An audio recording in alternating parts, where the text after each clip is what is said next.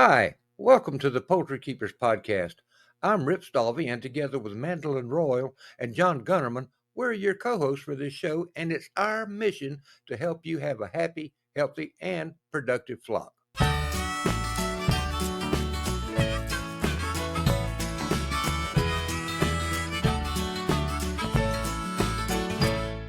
People who preemptively dub the comb, so they don't even have to worry about it. Mm-hmm. We're getting a lot of really good questions and comments tonight, and folks, I really appreciate you doing that. That's what makes a show very helpful to other people, is when you ask good questions like we're getting tonight. Yep. And speaking of questions, Bonnie Wagner wants to know if you plant anything specific in the pastures for the chickens to free range. So we do a grass mix with a lot of rye and some wheat that I'll throw out there. Red clover, I like that a lot because it's pretty. And then we have some native weeds, like chickweed is prolific here, and they love it. And it comes up all by itself. I don't have to do anything.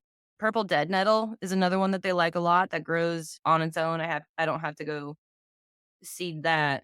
So I keep the beneficial weeds. I try to remove stuff that they won't eat. Like sometimes our pasture will get an invasion of dock. And that stuff is terrible. And they don't eat it either. So I'll kill those plants and then reseed over that with a little blend. And I think Jeff has a couple recipes for flock pasture building. I He do. probably knows It exactly just what they like. depends. It depends on your zone and your region. You hit on probably the best. So poultry, my observation over the years, poultry prefer a succulent legume, like a young clover, young alfalfa. That's their go-to first.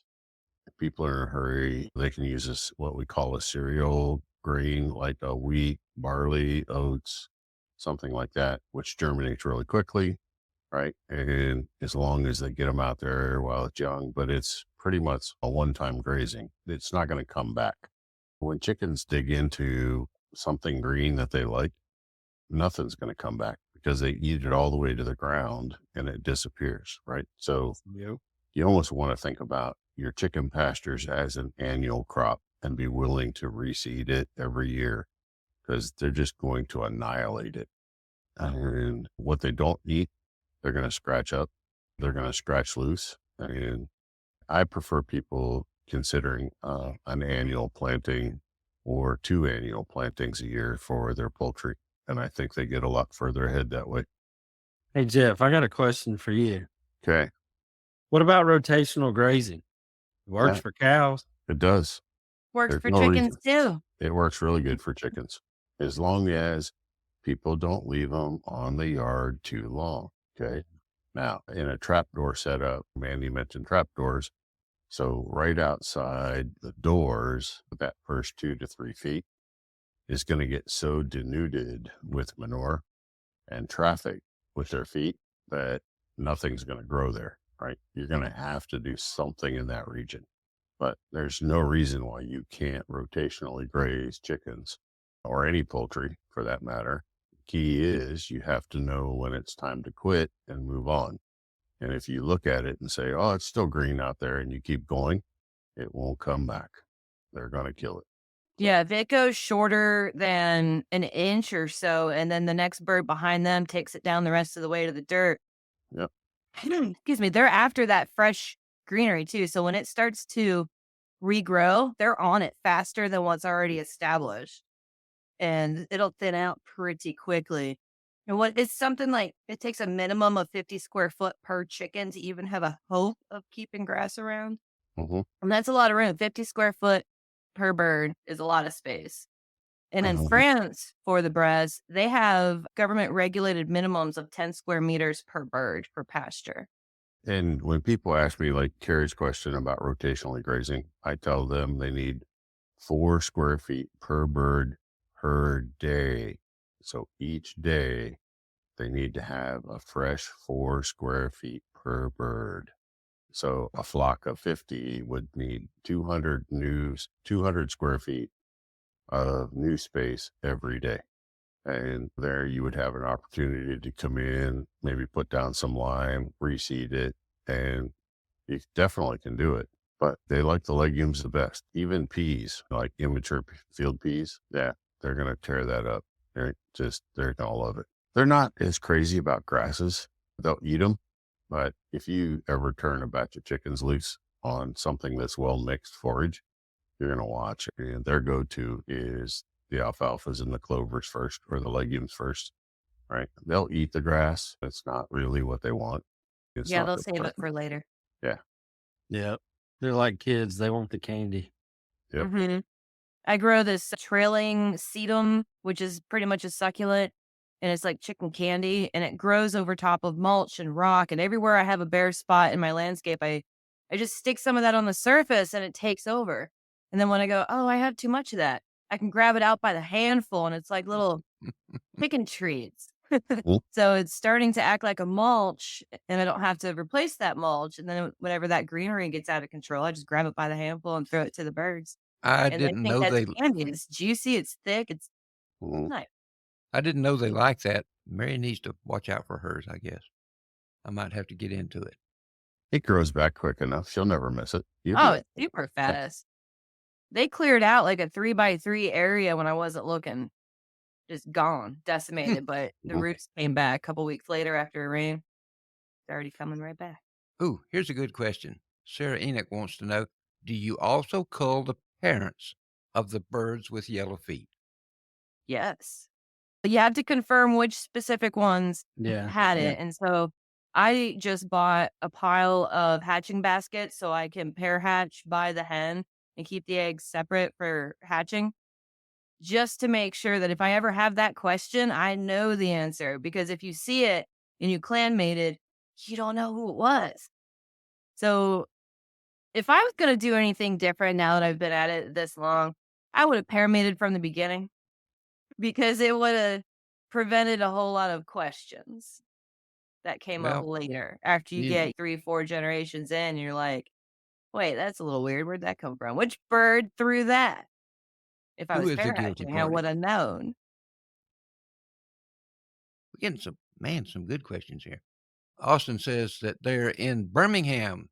It's just a matter of keeping them well shaded in the summer to feed them out. Carrie, that's for you. You're down there. For me, all of mine are in the shade. Even the pens that I have that are not shaded, in the summertime, I put a shade cloth over to keep them shaded. And I also have fans that I hang in the tops of my pens so they constantly have wind blowing. But I can have dinner fresh year round.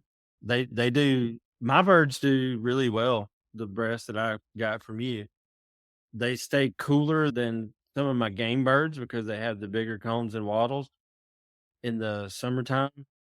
And I did not get any that had frostbite this past winter, which I do give them. If they stay low, they will stay out of the wind.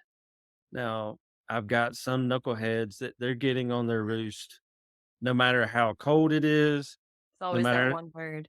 no matter if the rain is horizontal, they're still going to get up on the roost at night. But yeah, the ones that I got from you, Mandy, are pretty dadgum hardy, It's sink or swim here. and they're also tasty. So you did eat one. You didn't tell me. You've been really busy lately, and I haven't had a I chance to know. talk to you. But Still could have so sent me a carcass picture. okay, this is true. I'm sorry. I'll do that next time. But I chunked it, cooked it in the oven, chunked it and deep fried it, put the whole thing in the crock pot. And I can't even go to a restaurant and order chicken anymore. Me neither. I'm ruined. I feel like a snob. But and I've got some turkeys, You'll like those. and then You're going I've to got become a quirky snob too. I've got Thanksgiving and Christmas already. They're already on their diet. And it's even the family noticed the difference. I'm just like, well, I know what that thing ate all of its life, and I know what I just put in my body. And I can't say that when I go to a restaurant. You're right. Mandy Austin wants to know if you use mobile houses or do you keep them in one stationary house with access to pasture? So the picture behind me is young males that are in rooster coop, and rooster coop is a 9 by 13 stationary coop, and it's got about 1/8 of an acre, and then I can open up into another about 1/8 of an acre, and then I can open up into another area on the other side in case they eat it all down. Which they don't. I usually put what, like 20, 25 birds in that building at a time. So they never run it down to the dirt. This year is weird because we're in a drought, so everything is crispy. So I've been doing a couple fodder trays for them to supplement a little bit. Don't do that. Don't do that. Just for Don't grain. do that. I know, Jeff. Don't do that. They still get their regular feed. And they Okay. camp out inside when it's hot anyways. If you were tracking the numbers right now, this is no lie. Poultry grow faster on range on a drought year than they do on a lush year. Really? Yes, because they can find more bugs, more spiders, more slugs, Oh, our more. spiders are hot and heavy too. We've got Yeah. some intense spiders. Yes, they will do by far better on a drought crispy year on rain than they do Oh, we've got on a giant wet. grasshoppers. What do they call them when they start flying? Aren't those locusts? Get them. Get the birds there. I'll walk through and see if any jump up or if they're all gone. Okay. I didn't know that. I learned something tonight, Jeff. There you go. And Rebecca like Cahill, like Austin said, fodder's too much work. It ain't worth the work. that's for sure. It is not worth the work. Rebecca said she never thought about the water source as a contributing issue of frostbite. Oh, yeah. It's putting humidity in. Anytime you have surface area of water, it's releasing humidity. And if you heat it, it's going to release a little more humidity if the air's cold. That's all that steam coming off of it when you first set it down or if you refill it. So I rotate my water drinkers in the wintertime and I'll put them in the hatch room to thaw and then bring out the other ones that are filled. And so it's room temperature water, not hot water, not heated water. And then once it freezes solid again, I just swap it out. So that way I know at minimum, like if it's 0 degrees, it's probably frozen again in 3 or 4 hours. I'm going to swap it. But so long as I know they get fresh water 2 or 3 times a day in the cold, then I feel okay about not heating it. It adds to my work, but it's better for the birds that way so far. Let's see. Here we go. Judy wants to say that she planted a forage crop for her birds. They keep trying to get at it while she's growing it out so they can have at it. Keep it watered. Oh, man, we've been getting the rain down here this year. Jeez. Austin wants to know, can you raise good quality breasts with not much access to pasture? You can, but the flavor's not going to be as intense without that forage. But you're still going to get some pretty decent fat development. Hopefully that gene is in there. I like to see the cockerels have a 1/2 inch fat pad on the back when they're like 16 weeks old. If it's earlier, they're not going to be as developed as that. But when that fat's in there and you put them in the smoker at 225 degrees, it's so juicy. It's the juiciest chicken, just when all that fat, it's like a self-buttering bird. And you can do that just with regular feed, with no grass at all. You're just not going to have that complexity to the flavor profile that the pasture brings to the meat. Next question. Next question. Our friend Ingrid wants to know if you know of a reliable breeder in Canada. No. Not offhand. Like I've heard that they're tricky to find up there. And some of them are prone to being on the small side, is what I've heard. And getting anything across the border is next to impossible through the proper channels. And you should only ever consider the proper channels. Don't try to sneak anything. That's a no. That'll get you in big trouble. Oh, yeah. That's not worth the trouble that would bring. Don't even think about it. Just eventually, maybe someone's up there working in secret and they're going to debut their flock next spring and Canada can finally get some big, good growing birds up there in that breed. They have other chickens that grow good up there. I understand live birds, but what's the deal with sending hatching eggs across? There's not really a disease transmission issue through the hatching eggs that's going to matter. So there still, so for you to ship hatching eggs out of country like that legally, you have to have your flock vet checked. and they have to do several different things and sign off on it. When they do that, you're good to go for 30 days, and that's it. And you have to have a vet come back out and check your flock, and then you can renew it for another 30 days. But it's a 30-day export ticket. And it can be tricky just to get the vet to come by. Like, we have to almost have a crisis, life or death, and maybe the vet will be by tomorrow. There's a lot of vets that won't even do it because they're liable for what they sign. When they sign and say it's clean, they don't want to be responsible for it. There's a couple of good questions here. Samantha Grigg wants to know, can you raise Bresse as a Cornish game hen, processing sooner and younger for the 2 to 2.5 pound weights? Absolutely. Are they going to look right though? Wait, are they? Okay. What does that look like? Okay.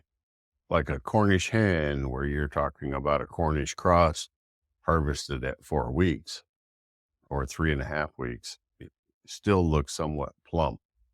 The bone length is different. Huh? Yeah. The bone length is different. Yeah. Yes, you can do it, but what is the appearance of that going to be? Is it still going to look okay to do that? Or, okay, so some fowl, the bones grow out and then the meat catches up, the fleshing catches up. So turkeys do that, right? Because turkeys go through that ugly stage between week 8 and week 11. And then all of a sudden, once the structure or the frame is built, the bones are in place, then they start fleshing out rapidly, right? And Jeff, so you're making me want to go find a volunteer out of my 7-week-old cockerels just for science. you should do that. You should do that. It's been a cockerel heavy season. I've got extra for boys. I'm really curious what they look like. So yeah, now I am too. We'll expect a carcass post on Facebook in the next few days. You better give me a week. And this is for Mandy and Jeff. Austin wants to know the best feeding recommendations for Bresse. And Mandy, you're going to have to correct me, but the program you set me up with the 23% starter, and then by 4 weeks, switching them over to, what was the grower, 19%? 319 and 17. Yeah, and then do that up until about week 12. At least that's what I did. And then put them on the 17% finishing formula. And I was having them processed 4 weeks after being on the finishing formula.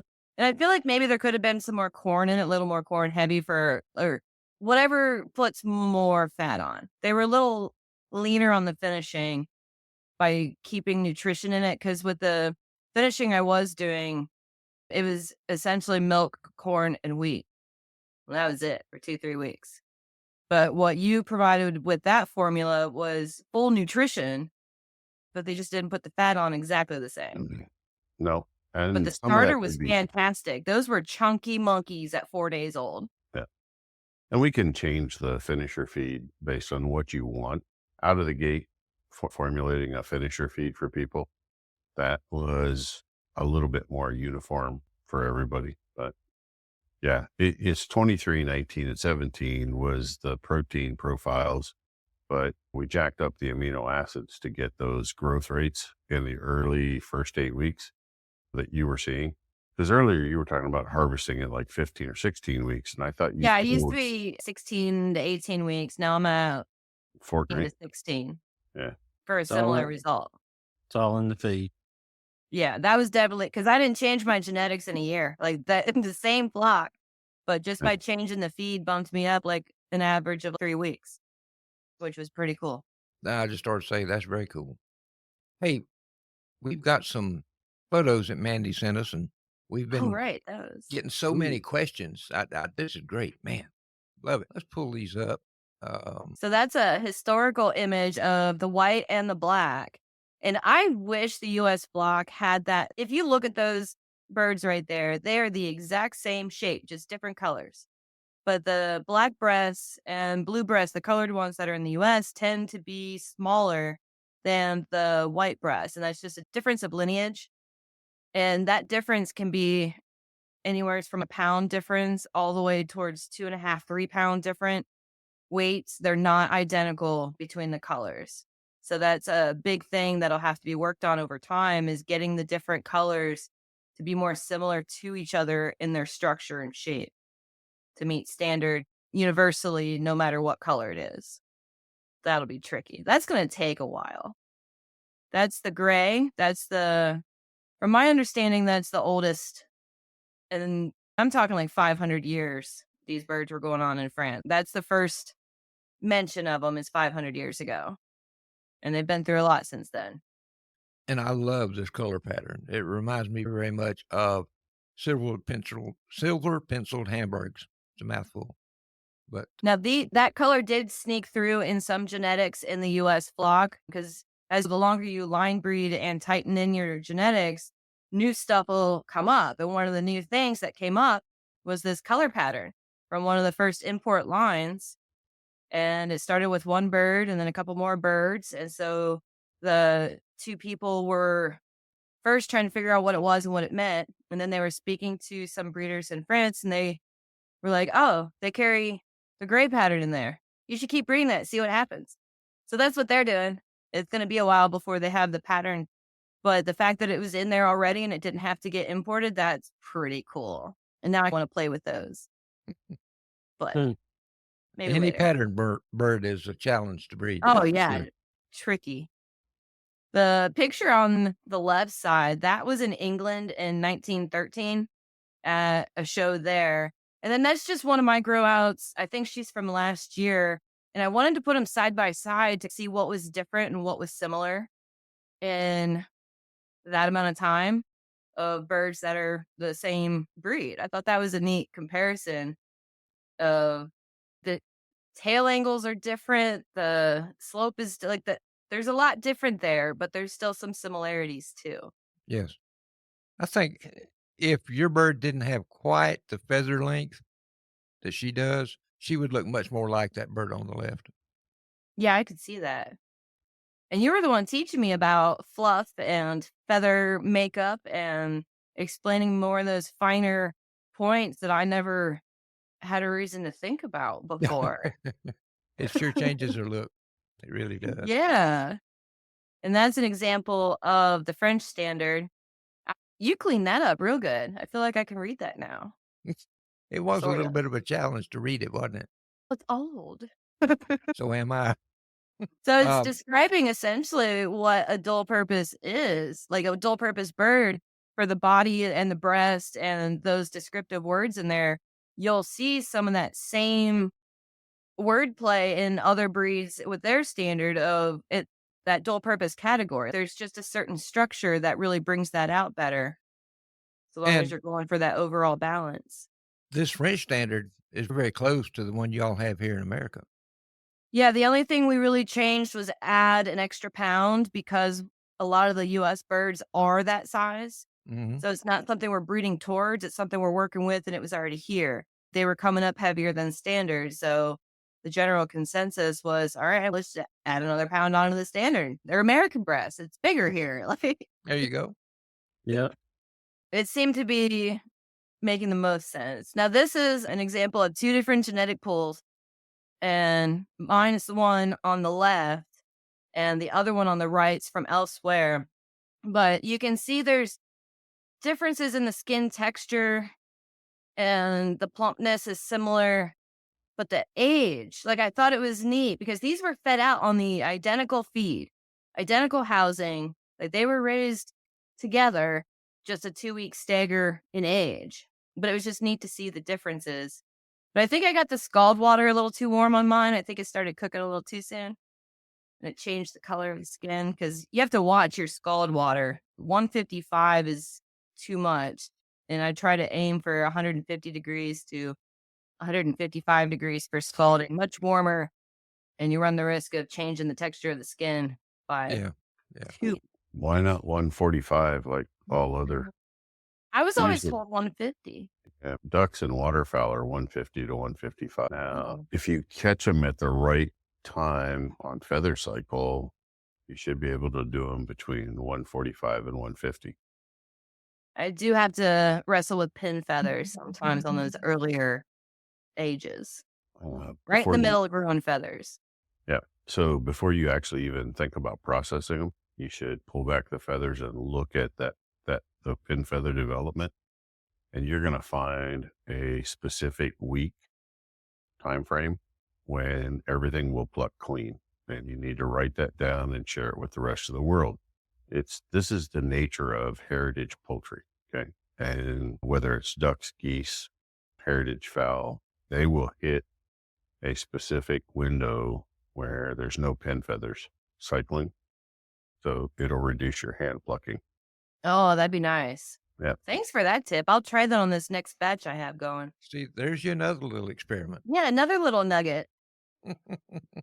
Yeah. And when you find out, is it 14 weeks? Is it 16 weeks or whatever that date is, you just need to record it and share it with everybody else, especially anyone using similar genetics as yours.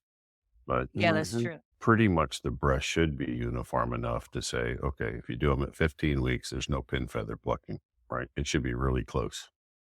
I wonder what the difference is between the fast feathering genetics and then if that window would be the same on the ones that have. There is some slow feathering going around. Wait, hold it. Stop. No, that is piss poor feed program. Okay. They're in the same group getting the same feed. Probably don't have enough feeder space. Without the appropriate level of the cysteine, that feathering is not going to come out. And there is no other feed out there that is adding cysteine. So every time you add a offshoot protein source that's going to be deficient in that, you're actually changing that overall feather development. Okay. So anytime somebody's using a byproduct protein or they're using byproducts, period, they're going to throw that off. So, but you're saying same group, same farm, same feed. Yeah. With- Birds 3-4 weeks behind in their feathering. 5 weeks old and they have just their little shoots coming out. Just as big, if not bigger than the other birds as far as size. This isn't at your place, right? This is somewhere else. Yeah, this is elsewhere. I get emailed a lot of questions Okay. and a lot of pictures. I It'd be still inadequate feed space. I still think, yeah, it's inadequate feed space and it's really inadequate feed. Then They're I not have my being list fed- of follow-up questions. They're not being fed what they need to show their true genetic potential. Okay. Jeff, I got one for you. And Uh-oh. this is not related to breast, but it is Okay. related to Rhode Island Reds. Okay. Female chicks will feather out much faster than male chicks. I believe that. Mhm. Okay. I will. But doesn't that have to be they bred should. in? The true genes of that line, like Rip's talking about with the Rhode Island Red. So that part of it's already there. Okay. Now with the commercial birds, what we're seeing now, the faster they make them grow, the harder they're having, the harder time they are having getting feather covering. Okay. So to Rip's point, the cockerels are growing at a much faster rate, body and frame, than the pullets are. So the pullet is putting more of her nutrition into the feathers, while Mhm. the cockerel is putting more of what it's eating into frame and fleshing. Okay. And it'll catch up later. Right. So if Rip wanted to separate, or someone with Rhode Island Reds actually could separate their cockerels and pullets, and we could feed them differently out of the gate, I could design the feed to make them feather equally at the exact same time. Okay. But that is a possibility. That is interesting. Yeah. But there just isn't enough appropriate amino acids for those cockerels based on their growth performance to feather out as quickly as, and I see that even in the Cornish crossbreed. Rip, same thing you're saying. The pullets will always feather out more uniformly and faster than the cockerels will. And I can see the wheels in Mandy's mind spinning wildly out of control Man. over there.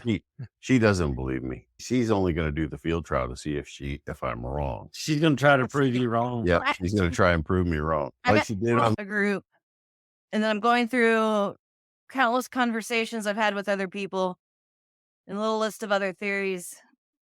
I got those 3 coops on the back side over there, and the others where my hogs are. and I don't have those turkeys in them anymore. No, I I could, I could, ducks. I, I I was could, full of ducks. I could use the other ones, and I could put one set of chicks in here and one set of chicks there, and I could prove Jeff wrong. I'm not trying to prove him wrong. I just want to and confirm that he's right. my comments were not socially acceptable, and I apologize, but sometimes people touch on a sensitive nerve and they want to blame genetics for things that aren't genetics. Mm-hmm. It's Yeah. piss poor Yeah. feed. Okay. At the end of the day, it's deficient feed or deficient nutrition.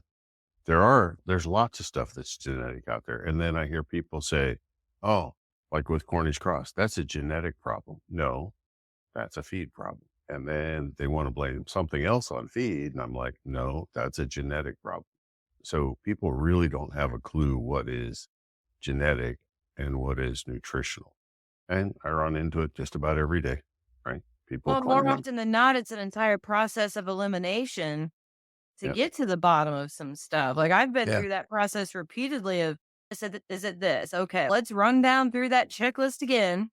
You did the first feed trial because you didn't believe that feed was going to make that big of a difference in the performance of your bird. Well, as it right? turns out, it was 3 weeks. Okay. Better. And that's what everybody needs to hear. But unfortunately, not everyone can get the same feed you're getting, right? They're not going to spend the money for that same quality of feed. But Well, it's the 3 costs are weeks. still working out though because their consumption dropped. But for somebody who needs to A lot of ship it people 3 don't states realize away, that. you live 2 hours away. But for people who have to ship Oh it yeah, 3 the or 4 freight. states, Sue wants to accept the challenge. How am I going to Yeah. get your feed to Sue in Oklahoma? Right. And there's nobody in Oklahoma making the feed that you are using. So short of paying the huge money to ship it in, what are you going to do? Share a truck with friends and order a bunch. Yeah. There you go. I'm Oh, having a hard time Mm. convincing people to make the switch locally to where we can build up a truckload to actually get delivery so I don't have to do that drive because getting that drive scheduled is tricky. I mean, I know people that will split a pallet in certain areas. It does happen. It happens a lot. There's several really good feed mills like the one you're working with, Mandy, and some others of equal quality. They're shipping half truckloads to different places. And it goes to one drop point. Everybody comes and picks it up on a Saturday morning or whatever. And the feed millers are the good feed mills are willing to make these deals. They just need somebody to step up and be the drop point and make the arrangements, get the orders, make the arrangements. And usually that person ends up getting a discount if they're willing to do the work. They usually get about a 10% discount on their feed. It ends up paying if you do it right. gosh, I hate to do this, but we have run way overtime. But I have thoroughly enjoyed this show tonight. And Yeah, it was a great show. a great show. Yeah. And thank you for joining us this week. And before you go, make sure you subscribe to our podcast so you can receive new episodes right when they're released. And they're released every Tuesday. Thank you again for joining us for this episode of the Poultry Keepers Podcast. We'll see you next week.